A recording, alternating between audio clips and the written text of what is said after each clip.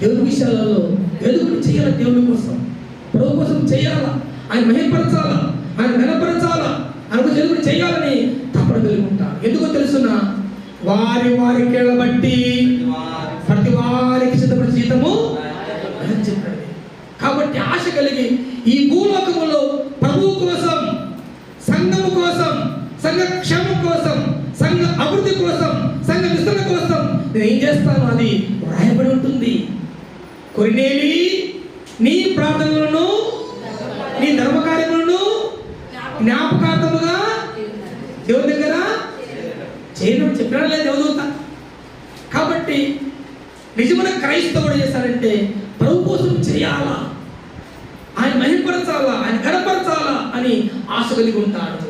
నన్ను కనపరచవాడిని నేను కనపరుస్తాను అన్నాడు యేసయ్య. అందుకనే వారి వారి